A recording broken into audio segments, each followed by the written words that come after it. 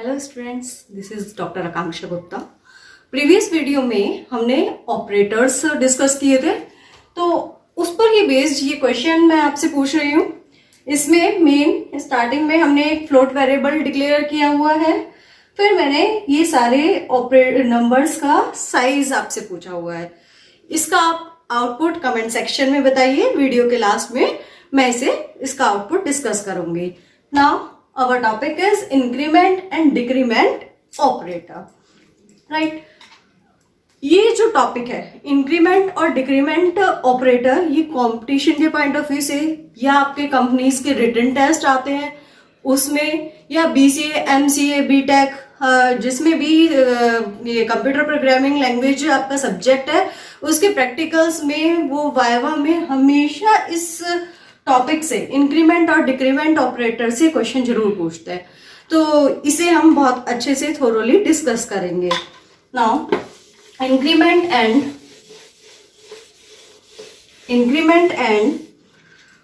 Decrement operator, ये क्या होता है? ये टू टाइप का होता है, increment and decrement. Pre increment और post increment. Increment two type का होता है, पोस्ट इंक्रीमेंट। इसी टाइप से डिक्रीमेंट भी टू टाइप का होता है,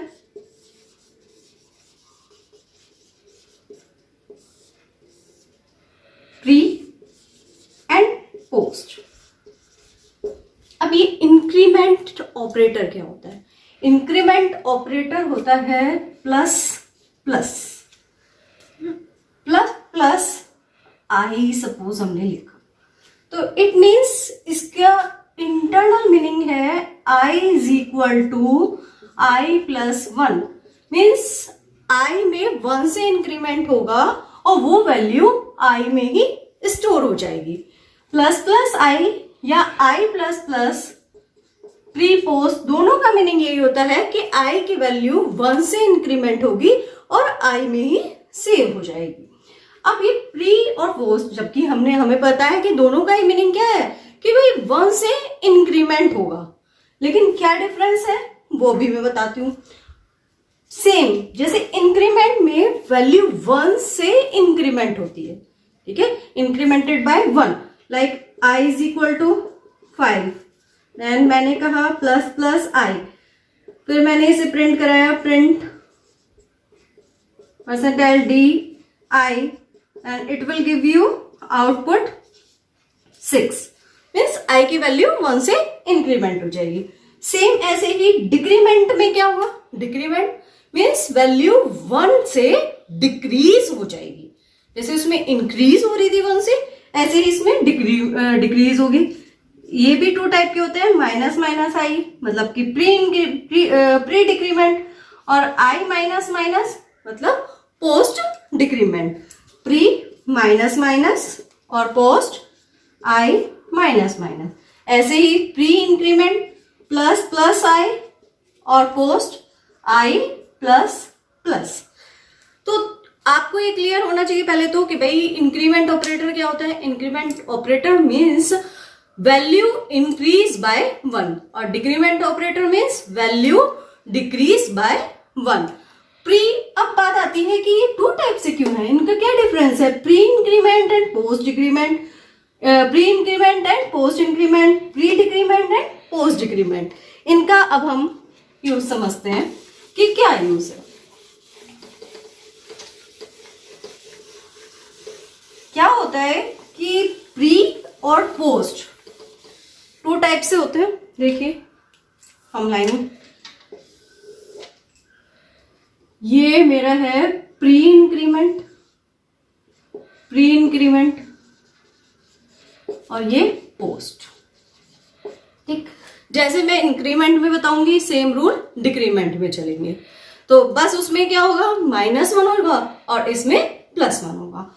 प्री इंक्रीमेंट को हम इस तरह से लिखते हैं, कोई भी वेरिएबल आप ले लीजिए, जिसका प्री इंक्रीमेंट करना है आपको प्लस प्लस ए लिखना होगा, पोस्ट करना है तो आपको a++ लिखना होगा।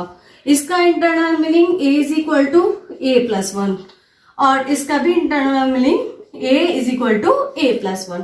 डिफरेंस ये है कि प्री इंक्रीमेंट, कोई भी यदि आपकी स्टेटमेंट है तो पहले प्री इंक्रीमेंट होगा तब स्टेटमेंट एग्जीक्यूट होगी। ठीक, कोई भी स्टेटमेंट से पहले प्री इंक्रीमेंट होगा और फिर स्टेटमेंट एग्जीक्यूट होगी। ठीक, लेकिन पोस्ट इंक्रीमेंट में क्या होता है, पहले स्टेटमेंट एग्जीक्यूट होती है और फिर बाद में आपका इंक्रीमेंट होता है। इसमें आपका इंक्रीमेंट फर्स्ट होता है, increment first, increment then statement execution, statement execution, right. इसमें आपका firstly execute statement and then increment, अब ये आपको कॉन्सेप्ट पता चल गया, लेकिन कैसे आप प्रोग्रामिंग में ये बात समझेंगे? देखिए, सपोज मैंने कहा a = 5, राइट, a = 5, फिर मैंने लिया हुआ है b, अब यहां पर लिखा है ++a +15, सपोज मैंने ये लिखा। अब मैंने इस b की वैल्यू प्रिंट कराई, बताइए क्या आना चाहिए?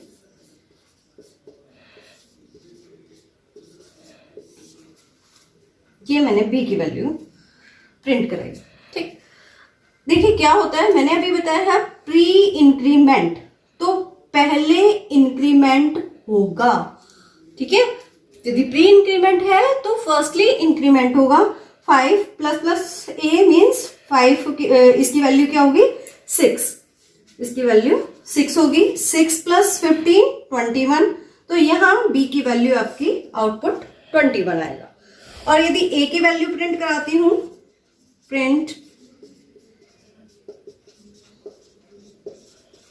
यहां a की वैल्यू यदि मैं प्रिंट कराती हूं तो इसकी वैल्यू आएगी हमारी 6, राइट। अब यही केस मैं पोस्ट इंक्रीमेंट में लेकर चलती हूं। यहां पर क्या होगा, सपोज a = मैंने 5 लिया है, b = मैंने यहां पर a ++ 15 लिया है। सेम क्वेश्चन है। अब सोचिए, अब आप एक सेकंड के लिए सोचिए कि भाई इसका आउटपुट क्या आना चाहिए। प्रिंट f %d, मैंने b प्रिंट कराया, तो इसका आउटपुट क्या आना चाहिए? मैंने आपको बताया कि पोस्ट इंक्रीमेंट में आपकी जो सबसे पहले स्टेटमेंट एग्जीक्यूट होती है, इंक्रीमेंट पहले नहीं होता, पहले एग्जीक्यूशन स्टेटमेंट होता है। अब हमने वैल्यू 5 ली, तो अब ये स्टेटमेंट एग्जीक्यूट, इंक्रीमेंट नहीं होगा, अब यहां पर स्टेटमेंट एग्जीक्यूट होगी। इसकी वैल्यू 5 + 15 20, आउटपुट इज 20। ठीक, और जब यदि मैं a की वैल्यू प्रिंट कराती हूं, print f %d a, yes, अब स्टेटमेंट एग्जीक्यूट हो चुकी है, तो after execution of statement the value of a will be incremented, then its value is 6। देखिए, दोनों केस में a की वैल्यू तो इंक्रीमेंट होगी, लेकिन प्री इंक्रीमेंट में स्टेटमेंट एग्जीक्यूशन से पहले इंक्रीमेंट होती है और पोस्ट इंक्रीमेंट में स्टेटमेंट एग्जीक्यूशन के बाद में एग्जीक्यूट होती है। ठीक है, दोनों में वैल्यू इंक्रीमेंट होगी। तो अब हमारा अनदर केस लेके समझते हैं। It is clear? इसमें मैंने आपको बताया कि प्री इंक्रीमेंट में पहले इंक्रीमेंट होगा और उसके बाद में स्टेटमेंट एग्जीक्यूट होगी, और पोस्ट इंक्रीमेंट में पहले स्टेटमेंट एग्जीक्यूट होगी और फिर आपके वेरिएबल का इंक्रीमेंट होगा, राइट। कुछ एग्जांपल्स और लेते हैं हम, जिसमें आप बताइएगा कि आपको क्या क्लियर है, कितना क्लियर है। हमने लिया i = 5, फिर मैंने लिखा है यहां पर a = i/++i, what will be the output of this program, these variables I और A। देखिए प्री इंक्रीमेंट, तो इसके इवेल्युएशन से पहले इंक्रीमेंट होगा, तो 5 सबसे पहले इंक्रीमेंट हुआ 6, ठीक, 5 का 1 से इंक्रीमेंट होगा 6, then 6 upon 6 it will return 1। तो i की वैल्यू हमारे पास, i की वैल्यू हमारी क्या हो चुकी थी 6 और a की वैल्यू हमारी 1, right.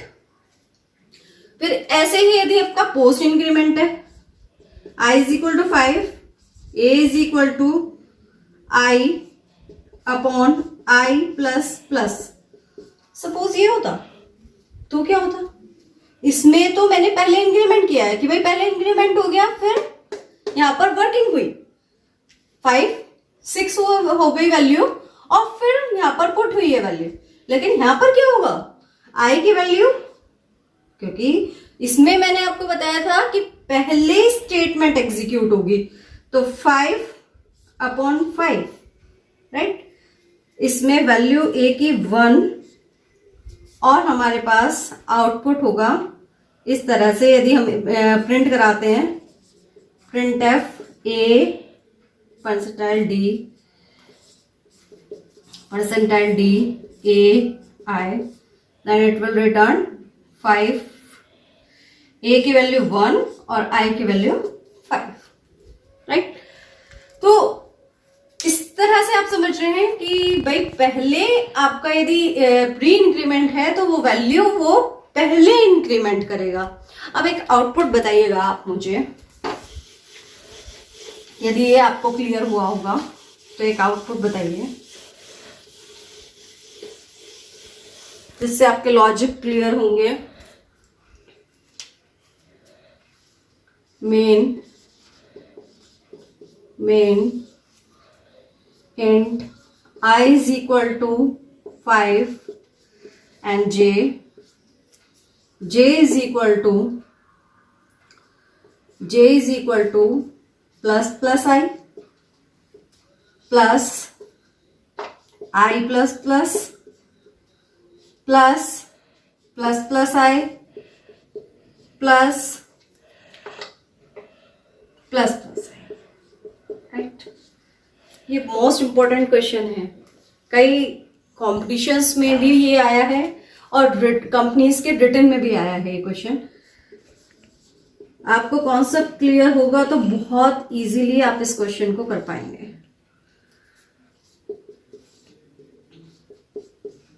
I J,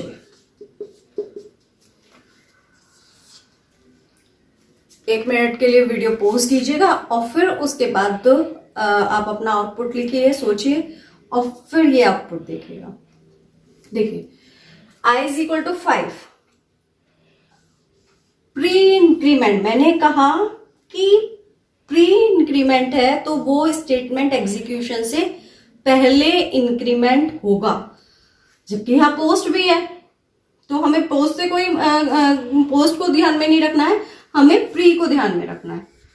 pre increment, yes there are 3 pre increment, 5 value है, यहाँ पर 6 होगी, यहाँ 7 होगी और यहाँ 8, तो फाइनल आई की वैल्यू आपके पास क्या हो गई 8, राइट। तो जब ये 8 वैल्यू हो जाती है तो जे की वैल्यू ये किस तरह से, यहां पर 8 है तो 8 प्लस 8, पोस्ट इंक्रीमेंट की जगह पर भी 8 ही होगा, 8 और 8, ये वैल्यू सब जगह पर आ जाती है।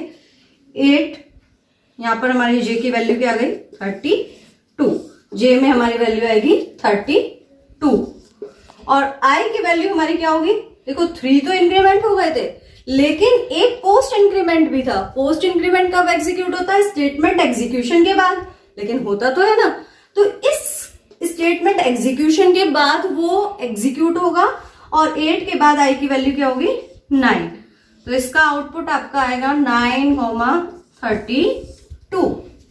ठीक, तो इस तरह के प्रोग्राम्स आपको करके देख रहे हैं जिससे आपके लॉजिक क्लियर हो, स्ट्रॉन्ग हो आपके लॉजिक। इनका आपको बहुत ध्यान रखना है। प्री इंक्रीमेंट, सबसे पहले ये सोचना है कि कितने प्री इंक्रीमेंट है। जितने प्री इंक्रीमेंट है उतनी वैल्यू पहले इंक्रीमेंट होगी और फिर स्टेटमेंट एग्जीक्यूट होगी। और पोस्ट इंक्रीमेंट जो भी आपकी स्टेटमेंट है उसके बाद पहले स्टेटमेंट एग्जीक्यूट होगी और फिर उसके बाद वो इंक्रीमेंट होगा। सेम डिक्रीमेंट ऑपरेटर के साथ भी यही है। डिक्रीमेंट ऑपरेटर में भी यही होगा सेम, कि प्री में पहले डिक्रीमेंट होगा स्टेटमेंट एग्जीक्यूशन से पहले, और पोस्ट डिक्रीमेंट में क्या हुआ स्टेटमेंट के बाद में वो एग्जीक्यूट होगा। Right, yes. वीडियो के स्टार्टिंग में मैंने आपको एक क्वेश्चन दिया था, आई होप आपने कमेंट सेक्शन में उसका आउटपुट लिखा होगा जरूर। देखिए उसमें मैंने आपको प्रीवियस वीडियो में बताया था कि size of operator number of bite return करता है। कोई भी वेरिएबल जितनी बाइट्स ऑक्यूपाई करता है उतनी बाइट वो रिटर्न करता है। अब कैरेक्टर आपका कैर मेमोरी में 1 बाइट लेता है, इंटीजर 2 बाइट लेता है, फ्लोट 4 बाइट लेता है। ठीक, ये बाइट लेते हैं इतनी मेमोरी में। अब आपने size of 9 is a character constant, क्योंकि सिंगल कोटेशन मार्क में लिखा हुआ है। तो बताइए आपने क्या लिखा हुआ, कैर 1। बहुत सारे स्टूडेंट 1 लिखते हैं, लेकिन कैरेक्टर वैल्यू जब भी स्टोर होती है वो अपनी एस्काई वैल्यू में स्टोर होती है, मतलब एज अ इंटीजर। जैसे मैंने 9 लिखा है तो इसकी एस्काई वैल्यू स्टोर होगी, तो ये 2 बाइट रिटर्न करेगा। ठीक है, इसका आउटपुट आएगा 2। साइज ऑफ 9 ये इंटीजर है। ठीक है, साइज ऑफ 9 क्या है इंटीजर, तो it will return 2 byte. Right, printf size of 9.0 क्या आउटपुट लिखा होगा। देखिए 9.0 फ्लोट है। बहुत से 80% स्टूडेंट इसका आउटपुट 4 लिखते हैं, लेकिन नहीं, यदि आपने इसे एक्सप्लिसिटली मेंशन नहीं किया हुआ है और आप कोई कांस्टेंट ले रहे हैं फ्लोट, तो वो बाय डिफॉल्ट 8 बाइट ऑक्यूपाई करता है। यदि ध्यान से सुनिएगा, यदि आपने कोई फ्लोट वेरिएबल एक्सप्लिसिटली फोर्सिबली आपने फ्लोट डिक्लेयर नहीं किया हुआ है, सिर्फ आपने 9.0 लिखा हुआ है, तो ये 8 बाइट रिटर्न करेगा। इसका आउटपुट आएगा 8। साइज ऑफ ए, अब देखिए मैंने इसलिए ये दोनों आपको स्टेटमेंट दी थी कि आपको पता चले। यदि मैं डायरेक्ट लिखती हूँ 9.0 तो वो 8 बाइट लेगा, क्योंकि बाय डिफॉल्ट जो भी फ्लोट हम लेते हैं वो 8 बाइट लेता है। और जैसे ही हमने float a is equal to यहाँ पर डिक्लेयर कर दिया कि ये वेरिएबल फ्लोट टाइप का है, तो ये हमारा 4 रिटर्न करेगा, ये 4 बाइट लेगा। तो हमारा आउटपुट 2, 2, 8, 4। ये क्लियर है। Single quotation mark character constant 1 byte लेता है, लेकिन जो कैरेक्टर कांस्टेंट होता है वो एस्काई वैल्यू स्टोर करता है। एस्काई वैल्यू स्टोर करता है तो वो क्या इंटीजर रहेगा, तो इसकी ये वैल्यू 2 रिटर्न होगी। ठीक है, तो आई होप आपको ये सब चीजें समझ में आई होंगी। Thank you so much.